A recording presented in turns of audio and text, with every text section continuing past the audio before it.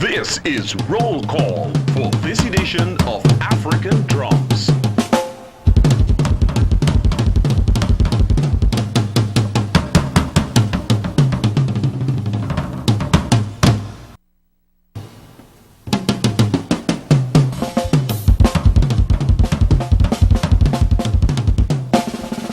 The African drums are sounding.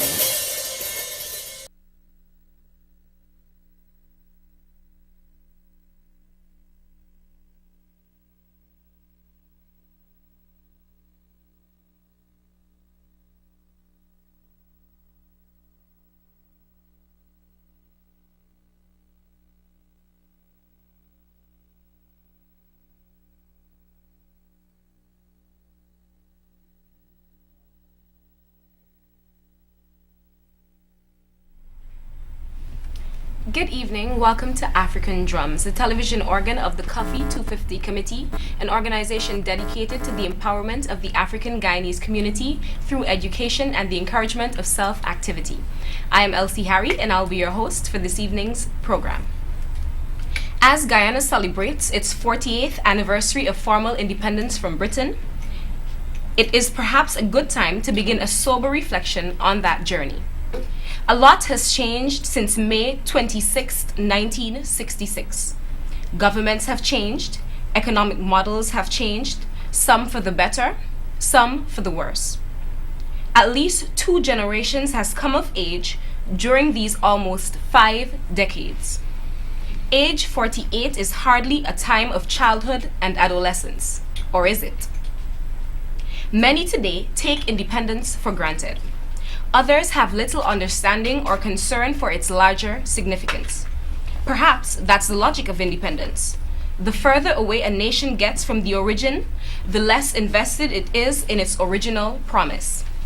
Yet, as Guyana approaches 50, the reality is that the promise of nationhood is still that, just a promise, mired in hesitancy, insecurity, suspicion, and rancor. All of that often masked by a nationalist rhetoric of optimism and unity. The challenge of turning plantations and colonial outposts into viable nation states has been our Caribbean challenge, or Guyanese challenge. In keeping with our mission here on African Drums and the larger objective of the Cuffy 250 Committee to be a medium of historical memory and a public space for informed conversation, we want to begin an examination of independence as a journey born of our historical circumstances. Should we not see independence as a journey that began with the resistance of enslavement? Is there independence without emancipation? Does independence mean the same thing for all of our ethnic groups? To what extent have we fulfilled the independence promise of one people, one nation, one destiny? Are African Guyanese more emancipated 48 years after independence? Are we really independent, or is our independence skin deep? To help us gain insight on these and other related questions, we have, as usual, a capable panel. Mr. Aubrey Norton is a political scientist, educator, and activist, and Mr. Tommy Payne is a historian, author, and former activist. Archivist, sorry. Welcome to African Drums. Please welcome our guests to the show. Good evening, Mr. Tommy Payne and Mr. Aubrey Norton. So to get the conversation going, let me first ask the question, how do both of you view independence? What does it mean for Guyana? What does it mean for you? Mr. Payne? Well, I think independence essentially was winning ourselves from the British, establishing ourselves as an independent state. Of course, we were still under this whole system of the Queen, etc. But that initial break was necessary if we were to move forward. To me, independence has political, economic, socio-cultural dimensions. The independence we are focusing on here, I sense is political independence. Political independence for me means, in large measure, a country developing the capacity to operate, I don't want to use independent of others, but outside of the direct control of others. There will always be other forms of control, but independence to me ended the direct control. Okay. Mr. Payne, should we see independence as a journey that began with the resistance of enslavement? Well, I think, in a sense, yes, because people are always fighting, trying to be free of the trammels of those who control us, there's colonialism, etc. But the political dimensions came later, and I think we were always fighting and seeking to get rid of this. So there's a continuum between the past and the whole independence movement. Okay, because of the history of slavery, many people see independence as an isolated event, simply the end of an old regime. Is independence more, or is that exactly what independence is? Again, it's only one dimension of independence. If one looks at the process, independence to me is not in a straight line. If one looks at slavery, people were fighting for freedom. Yes. Indentured servants were also fighting for freedom. And even after slavery was over, you had the fight continue for other forms of freedom. Okay. In fact, independence is what you can call the fight against colonialism, where Guyana as a colonial country was owned, controlled, and dominated by the British. And Guyana wanted to break out and to have, first of all, you had to fight for internal self-government, because at one time the British ruled every aspect of Guyana's life. So you had the first fight for internal self-government, which Forbes Burnham and Dr. Cheddi Jagan fought for, and by the elections of 1953, you had internal self-government. That paved the way for the involvement of Guyanese in government and created conditions propitious to obtaining independence. And so independence to me was one event in this long process of emancipation, which has political, economic, and social dimensions. Mr. Norton, the Cuffy 250 committee has a major objective of educating. Do you think that on the national level, enough is being done to educate the general public about independence? Well, I believe that there isn't a lot of education on anything in the Guyanese society. Today, not only independence, the society to me is experiences a crisis in education and even a crisis in discussion. Now, having said that, if one compares the pre-independence era and the immediate post-independence era, there was always a lot of education, discussion, etc. I think, particularly with the domination of the Western culture, and the emergence of the internet in more recent times, a lot of our focus would have shifted away from things Guyanese and issues such as independence and people learning to develop themselves, etc. So I believe that there is a crisis in terms of education, and this is at the political level. Well, we know so well what is it in terms of the educational system, but I do believe it's a serious problem that needs to be addressed. There is need for a comprehensive approach to educating people at the political, economic, and social levels. Okay, Mr. Payne, you're a historian. What do you think? I accept what Aubrey has said, because obviously we are now looking at things globally, we look at everything but Guyana. And in the whole process, we tend to see ourselves less and less. We don't recognize what Guyana is, what happened in Guyana, what people did for Guyana, and some of the critical things which, we have done, which we have tried, are all lost. Okay. And while we're on the issue of educating people, Can you tell us about some significant contributions of Afro-Guyanese in this movement towards independence and even now after independence? Well, to start off, obviously one sees the whole issue of the struggle against slavery.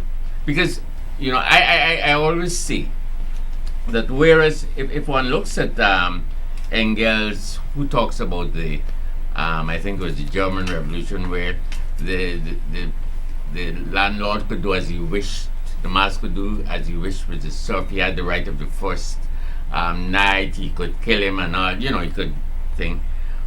What happened is that when we come to Guyana, when we come to the whole issue of slavery, it is the slaves who first of all say, we are not taking this anymore. So the slaves, in fact, mounted, I think, one of the first resistance against the traditional system, where the pattern was the once you were on top, you did as you liked.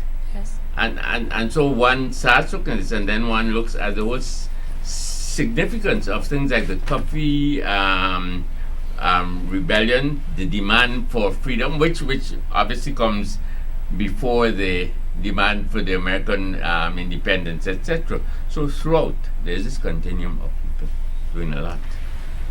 I am of the view that in society, all peoples contribute to emancipation. Okay. No one can gainsay the role the Amerindian played in first resisting, even at the cultural level, European domination. In fact, one of the points Walter Rodney makes in his book is that it was a clash of cultures. Yes. And the first culture the Europeans clashed with was the Amerindian culture, and the Amerindians resisted. The Africans resisted. The indentured servants resisted. So I believe that all groups in the evolution of the society resisted. I, however, believe that the African Guyanese that made the most significant contribution to the independence movement is Lyndon Forbes Sampson Burnham. He brought his intellectual capacity to bear even in the constitutional conferences, his political skills, and when Guyana was on the threshold of independence, he did all that was required to heal the wounds of racial hatred which had occurred while the PPP was in government between 1957 to be precise and 64. And so I believe that Lyndon Forbes Sampson Burnham has been the architect of independence here. That is not to say that Dr. Jagan didn't make a contribution. I think Dr. Jagan contributed. I think Hubert Nathaniel Critchlow contributed. I think a lot of Afro-Guyanese contributed. But to me, the most significant contributor in terms of ensuring Guyana ended up becoming an independent country was Lyndon Forbes Sampson Burnham. And Burnham, even when there were the ideological struggles between Dr. Jagan and Forbes Burnham, at the time Dr. Jagan was a pro-communist, pro-Soviet. Burnham took a slightly different position. Burnham put Guyana first. And Burnham felt that Guyana had to become independent before moving on to any kind of society, be it socialist, capitalist, whatever. And so I think intellectually he was the leader of the movement to independence. And politically he was. I think also he contributed to developing the kind of social fabric that was necessary for independence.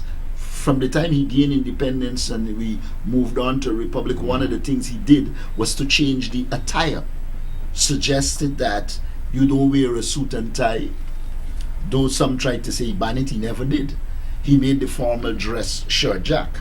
And I thought that that was significant in the sense that it was an appropriate dress to the present climate. Of course, there was always the conflict between those who believe you should wear a suit and tie and those who didn't. In my own view, and until now, while I wear a suit and tie, I do believe that it is not the most relevant attire for Guyana. I sometimes look at them as they perspire. In my case, when I wore it, when they put a condition in Parliament, I started wearing it. Yes. And I would put the jacket in the vehicle, and when I got to Parliament, I put it on. Because I still believe Burnham was correct in terms of the attire that is best suited for this society. And so I think he made the most significant contribution. Okay, so, and it has been 48 years since Guyana has attained independence. Do you think that Guyanese are more independent 48 years after independence? Unfortunately, I think we have regressed. I think we have lost a lot of what the early thrust was. The things for self-reliance, the things for educating and seeing ourselves as, you know, as key individuals in development. There's things that, you know, the sky was the limit, that Guyana was capable of everything, and Guyanese were capable. I think we've lost a lot of that. And, you know, nowadays we just mouth the, you know, the things coming from outside, and one doesn't see the sort of initiative, the sort of control of things which one saw in those early years.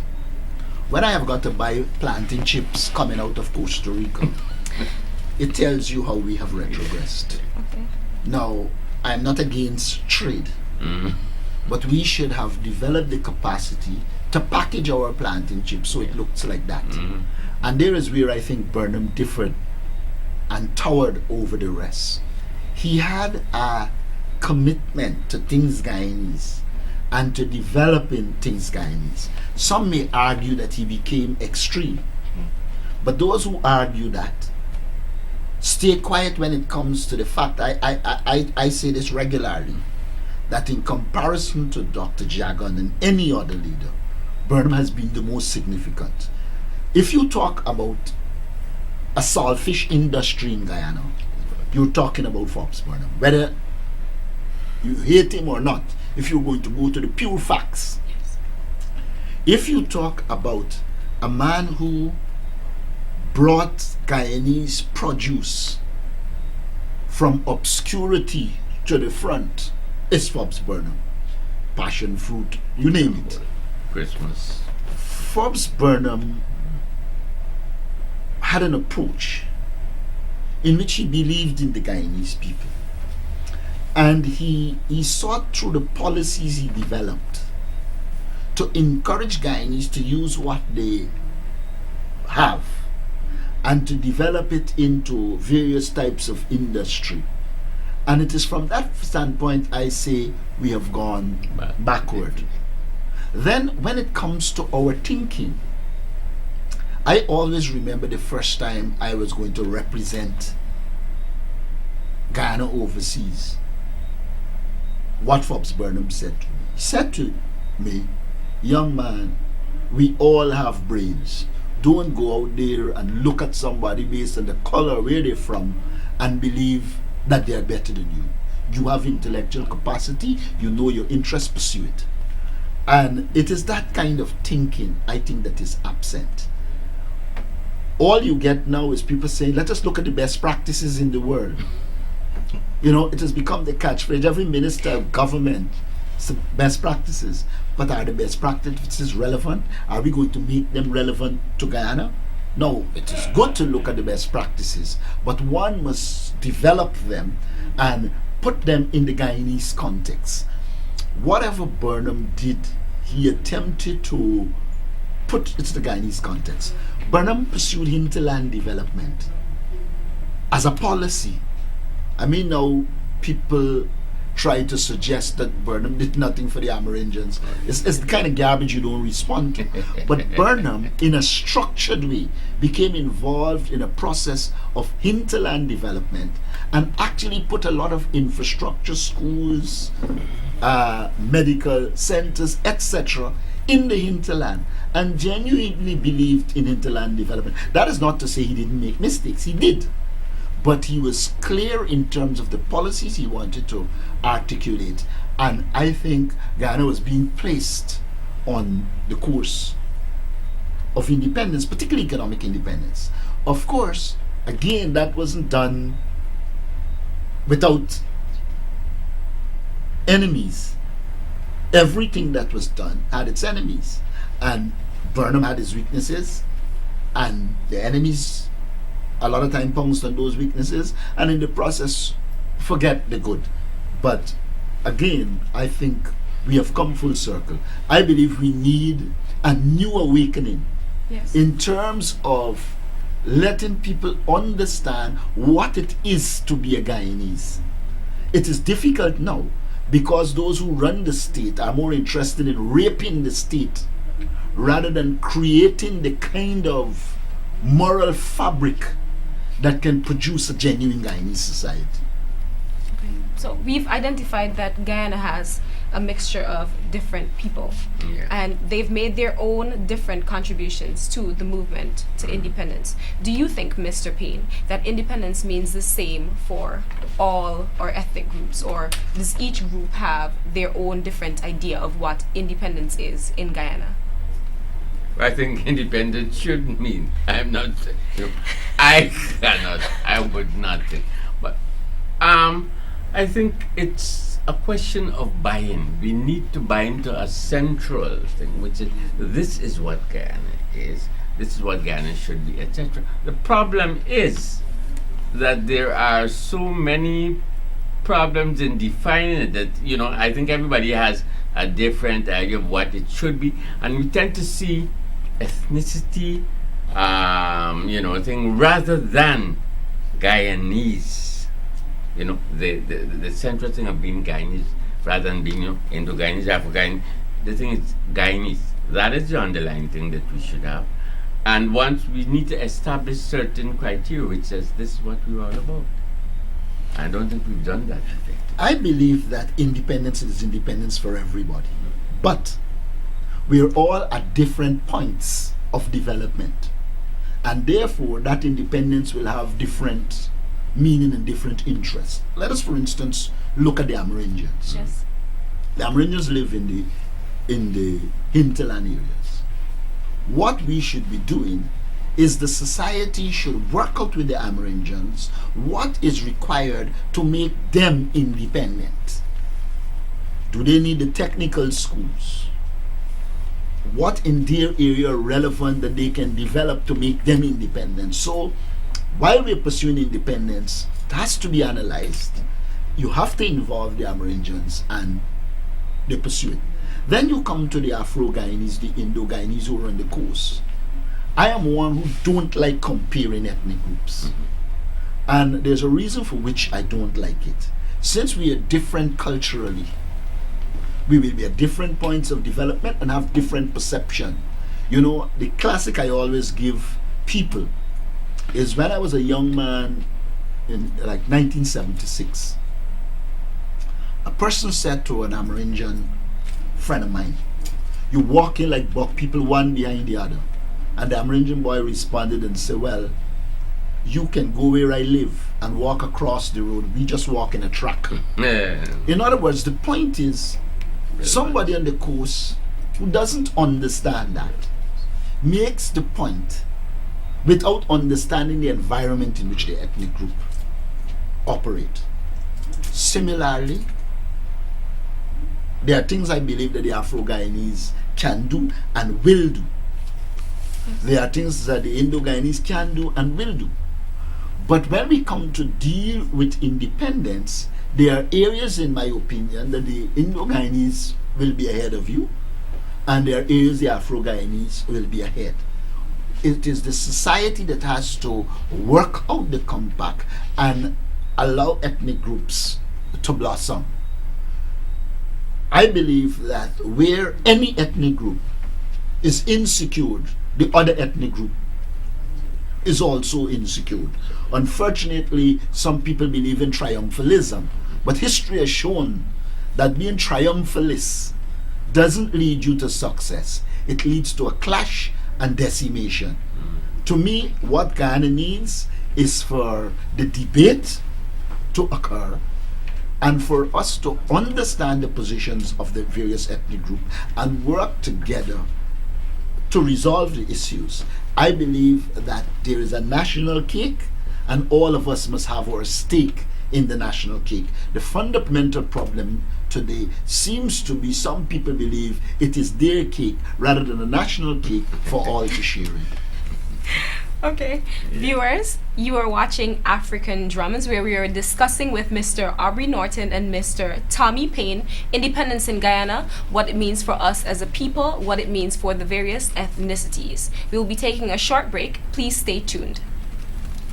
The attorneys of Blackman and Melville PC are here to assist you, your family members and friends with denials of immigrant visa appeals, motion, or general legal advice regarding any issue related to most embassy or consulate affairs. We also handle citizenship applications, re-entry permits, visa applications, general forms, deportation hearings, and federal court cases. For assistance or further information, contact our offices at 397 Barmeter Street, South Granville, Georgia, Guyana, or call 592-218-5107. In the U.S., our New York offices are located at 11 Broadway, Suite 615, New York, New York 10004. Telephone 718-576-1646. Or in Atlanta, Georgia, you can call us at 770-222-8240. Blackman and Melville PC, the Caribbean's premier U.S. immigration attorneys.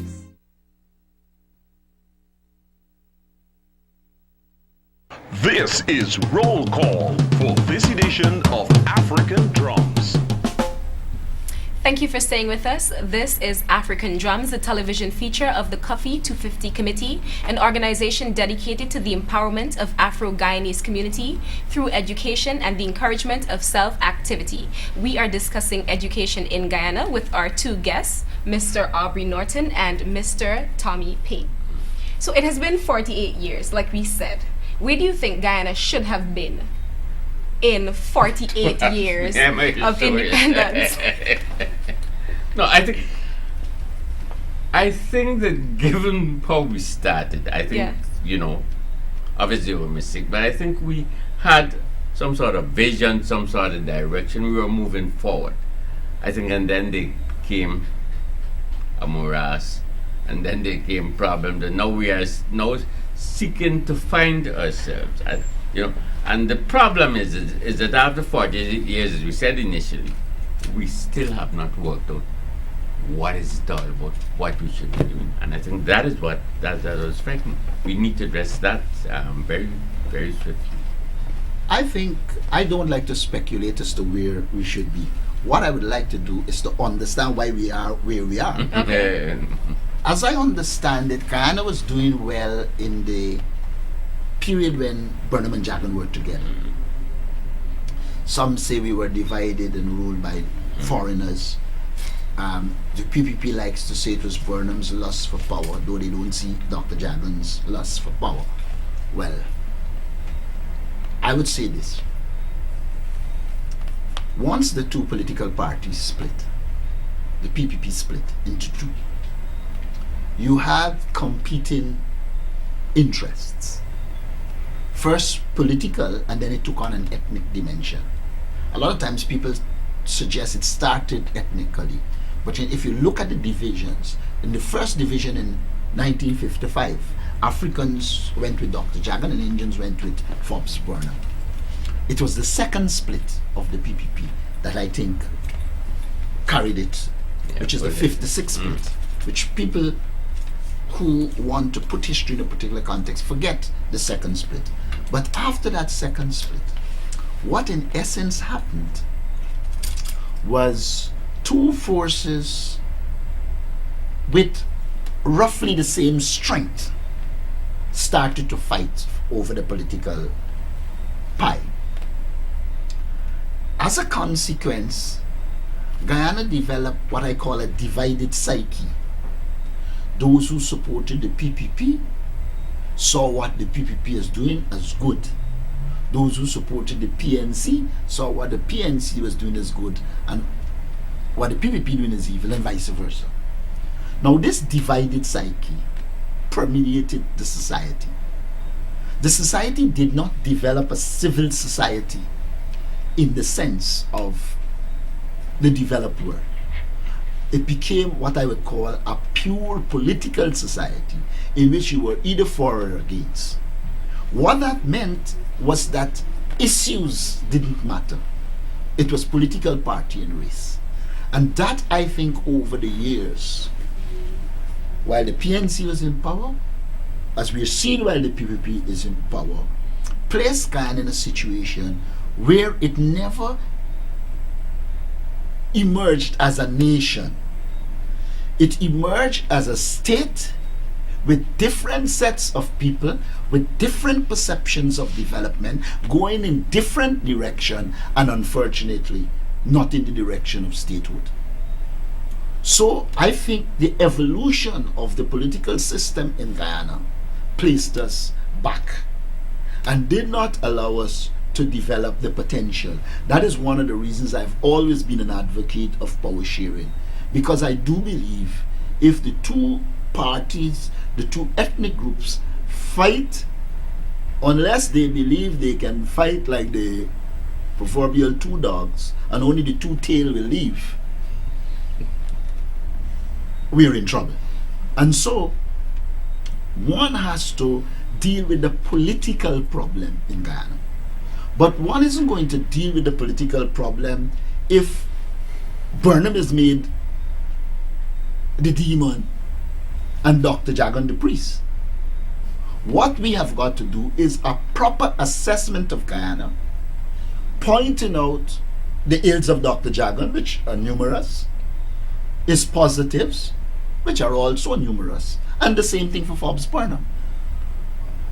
Even today I was reading Ram Karan, and as he writes, he will touch Burnham and say he was authoritarian, but never mention Dr. Jagan, who never held an election in his party. And that is the problem I'm talking about. We have got to face this reality square, look at it objectively, and then decide where we will go. Politically, that is necessary.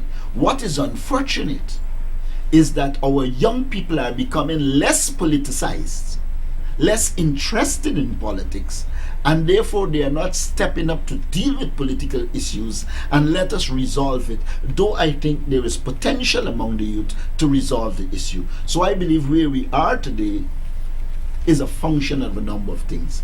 Our political system in the main destroyed us.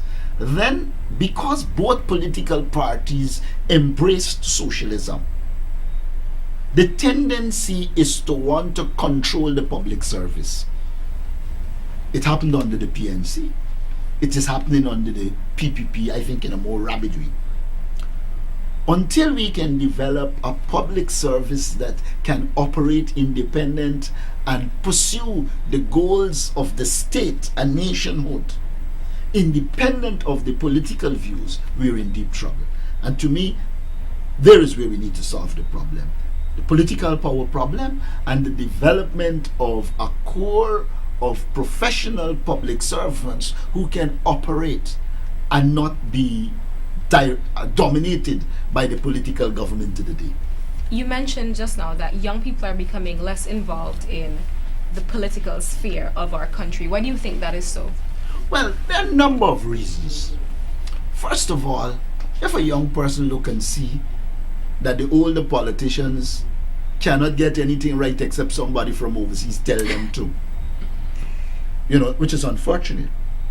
A lot of the solutions we have found to our problems is somebody from overseas.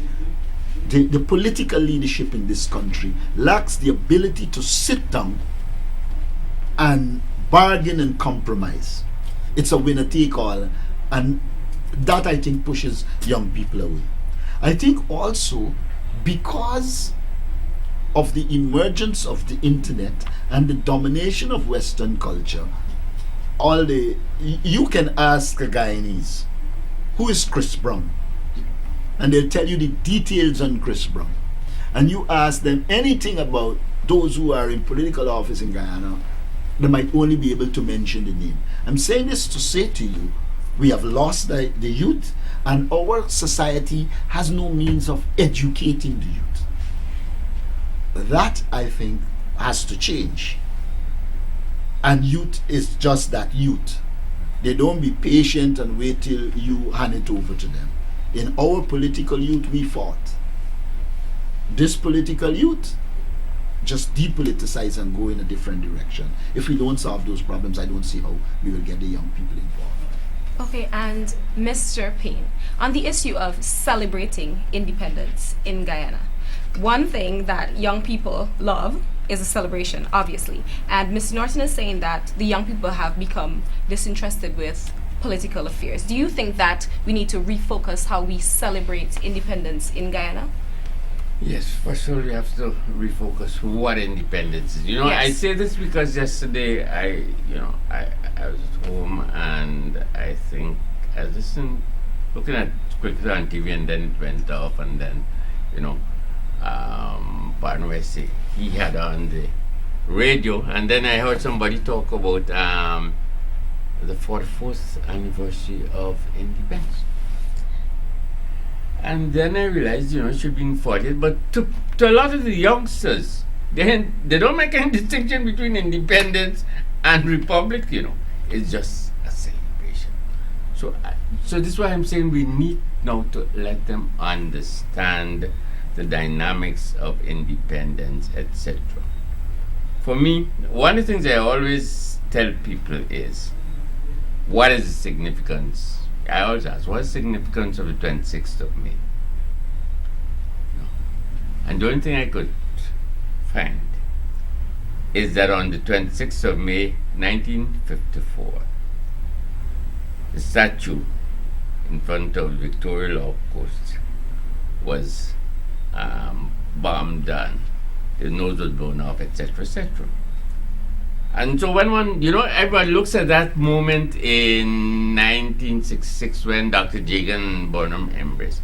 And I think that is because to me it was a deliberate thing saying this is what binds us. This is what it's all about. This is where we were together. This is where the people were saying we are doing something about this unjust suspension of the Constitution. We have to fight together. And so independence celebrates that movement of the people. And we need to start with that and endure a whole lot of things. Okay. I believe that you have to, first of all, I think Guyana has to find a way of having the history properly written, and we sort out all the problems as they relate to who did what when and who should be honored. Yeah. Yes. You have a divided history. Unfortunately, that's the fact. You have a Fact. history. So we probably need to put a commission together that looks at all of the variables, and then let us write a proper history of Guyana that gives Burnham his place, Jagan his place, Rodney his place, Digar his place, everybody their place. That is important, because if you're going to sell to young people the importance of independence, and I say Dr. Burnham is the father of the nation, the PPP says Dr. Jagan is the father of the nation, we're going nowhere. So to me, we have to rectify this thing, so that we could put in our books, school children books, a proper history of Guyana based on fact and reality. Once we would have done that, we can now start to educate young people based on an agreed position as to where Guyana came from and then where we want to go. Having done that, we have got to make celebrations relevant. Unfortunately, we put young people on a diet of foreign shows, so that the only thing worth celebrating is Beanie Man and everybody who comes. In fact, we have failed to develop a cultural policy. We have failed to develop clear ideas as to who we are and what we should do culturally. And so that lacuna, that vacuum that has been created is being filled by foreign artists, foreign ideas, and Guyana is nowhere in the picture. again, we have to solve that. If we don't solve that, our youth will continue to know about everybody else outside and don't know anything about us. I mean, when you arrive at the point where a lot of your children don't know your national songs, and that has its roots or problems in our history, because there was a time when one section of the society they said, don't bother with anything national. The PNC is in power now. The PDP is in power now. We need to sit down and decide what are the things we will treat as national and what will end up in the political partisan. Unless we deal with those issues, there ain't gonna be anything to celebrate. Okay, Mr. Payne, you're a historian, and Mr. Norton, you're an educator. What has been your individual roles in helping to educate and impart this type of knowledge to the young people in our country? Recently, not much.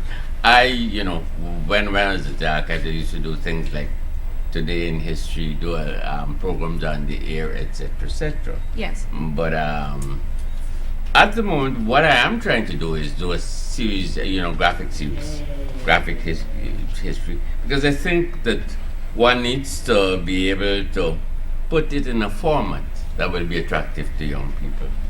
So at the moment I'm doing comic cricket, because that's a big thing. But I've done a thing on myself and Barrington Braffett have done a thing on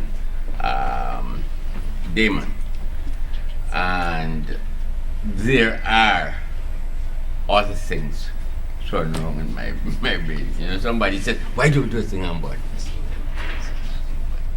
Yeah, you're working on it. Well, I think Tommy's on the plane himself. The first time I really came into contact with Guyanese history Yes. is in 1973 with lectures with Tommy Payne. It was Okay. the first time I heard about the 1856 Angel Gabriel riot. I think the Senbed riot of 83. correct? And so I know that in that era, I can tell you from between 1970 and about 81, 82, 83, there were a lot of work done on Guyanese history, and people were being taught Guyanese history. What have I done? I would say I've been an activist for very long, and in whatever little way I have been contributing, but I don't know I can claim to have been contributing significantly on Guyanese history. I read Guyanese history a lot because I believe I need to be informed by our history to understand us, and so I wouldn't make much claims in terms of teaching and educating people on Guyanese history. Okay, on the issue of objectivity, we've identified areas, obviously, where we have faltered as a nation. Is there any area where we have kept our independence promise of one people, one nation, one destiny? Any area that we have come together as a nation on? I would think there are some. I mean, it's a question of percentage, because I think we try in certain areas, but I think in terms of looking at or sports thing, cricket. Well, of course, cricket is now in chaos, right? Or as a thing would say, chaotic. So that's part of the problem. But there are certain areas, I think, where as a nation we have tried to do something. We try to look at how we can benefit the thing in terms of control. I mean, in my day, I know as a child,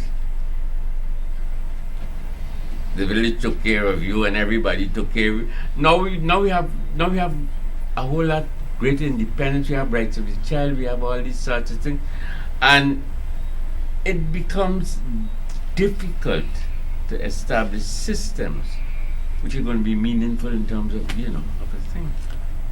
I think there were events in which we were together. Okay. we can identify some of them. I think at the nationalization of Denver, Yeah. there was agreement between the two political forces. The famous hug between Burnham and Jagan in the parliament. I think we must not gainsay this. One of the areas we have produced a fairly good national front is in the protection of our territorial integrity when it came to Venezuela and Suriname. So I think there have been some, but they aren't enough, and they will never be enough as events. What we need is a clear consensus. This society has to sit down and agree on the things that we will treat as national and treat them as such, and the things that could run in a partisan direction. There is always value in struggle, in conflict, but it becomes destructive when it is only conflict and it is not being resolved. So my own view here is that one has to sit down at the national level and decide the things that we will treat as national. And there's some we could pluck out and deal with almost immediately. Our national awards. I think when somebody is given a national award, the society must be educated and feel this person deserves it, rather than this person got it because of the closeness or some political maneuver. That's one area I think we could work on. I think we can do a lot of work in our foreign policy to make it a reflection of the national interest. I also believe that in the area of sports and culture, it is unfortunate that we allow ethnic and other things to get into our sport and culture. But those are areas I think we could begin to work on, and then come later to the political and economic, which are the more difficult ones. If you see our young people party, you would never believe that there are problems in the society. And it therefore suggests that we can start with the social issues, develop proper cultural policies, and then move on from there. Of course, all that the young people are enjoying themselves to is not anything indigenous. But you can't develop, Jamaicans are proud because they develop reggae, and anywhere you go in the world, Yes. it's reggae. Yes. Trinidadians will be proud because of soca and calypso. Yes. Guyana has to look at its culture and allow some form of musical entertainment to emerge from the society. It's not things you can impose. You can't say you can get it tomorrow, but a melody or something that can come out that will unite us. And there was an attempt, a lot of people talking about what they call it now, where the Indo-Afro beat. Yeah. But long before the Trinidadians popularized it, Yeah. at independence here, Yes. we I are- remember listening to Indo-Afro beat, Yeah. we were but trying it to- never emerged and become what it is in Trinidad.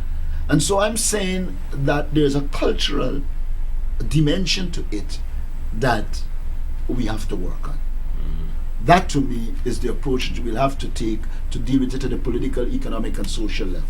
Okay, so we identified what we need to do. But it's one thing to say that we should sit down and have consensus, but how exactly do we achieve that? How exactly do we get all the key players in our society to sit down and arrive at a consensus looking at our history objectively? How is that done?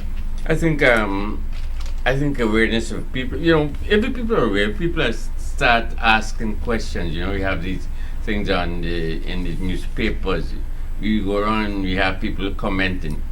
If you have that sort of groundswell, I think it can eventually cause them to recognize in your party groups and all sorts. There is the need for the people to become actively involved if we are ever going to have the leaders sitting down around a table and trying to make a decision. I agree in large measure that it is the people who have got to do it. There is hope. a lot of the old hardliners are going their way in various fashions. No, that's the reality. You have to live with the reality that there are some people in this society who are fixed in the 50s and 60s and can't get past it. The process of natural attrition will take care of some of them. Where the danger lies is that some are instilling it in a new young generation. And that is what I think has to be dealt with first. The second thing I think is education of the people.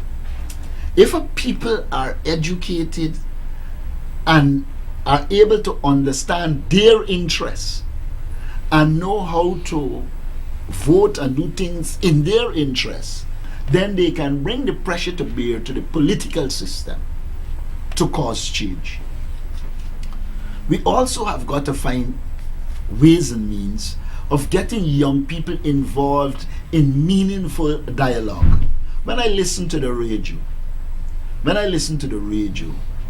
the only time people become active is if you're talking about some sex issue or some trivial issue.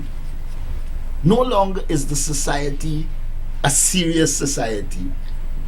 I mean, my greatest culture show is the thing called Wikidee Show, whatever it is. I find it laughable. But unfortunately, in society, it is the things that are laughable that attract people. And the serious issues tend to be boring. The solution to that, I just don't know. However, I do believe we have got to try and educate people. I also believe if we deal with the education system, Yes. and the education system is producing a better quality person, we can solve some of the problems. Because to the extent that this society is producing this high rate of illiterates, they're easily manipulated. So the education system has a role in terms of producing a better level of person that can be involved in debate, discuss issues, and seek to solve some of the problems. Okay. Do you think this is the project for you and Mr. Payne, because you're a historian and you're an educator? Do you think it's something that you want to collaborate on? Well, we've always collaborated, I think, but it's something we can talk about. I mean, a lot of other people. I believe in critical East theory. Yeah. Critical East theory argues that a lot of people doing it all around in a positive way, then it will transfer and take on a dimension. It can't be he. It can't be you. It has to be in every village. It has to be in every level of the society, and you have to get leadership that can give leadership. The problem this society has is that there are people in leadership position, but there isn't leadership. Okay. And now as we come to the end of the show, are there any final words that you have for our viewers? Now that we're 48 years old, almost 50 years of being an independent nation, is there anything that you want to say to the general public? Well, I would say to the general public that independence is part of everyone's heritage, and it is therefore a responsibility for all of us, each of us, try and make it meaningful. That we need to sit down, we've discussed some of the problems, we've discussed where we have to go, and we need to start looking at that and trying to make a contribution. That's all I could say. Okay. Mr. Norton? I would say to the public, each and every individual has to identify clearly a course of development and work towards it, and put it as the base of that development, the development of an independent Guyana. Okay. Thank you, Mr. Aubrey Norton and Mr. Tommy Payne, for joining us on this evening's show dedicated to independence. What does it mean for us as a Guyanese people? What challenges do we experience? And what is the way forward? Thank you, viewers, for staying tuned. Please like our Facebook page, Cuffy250, and subscribe to our YouTube channel, Cuffy250.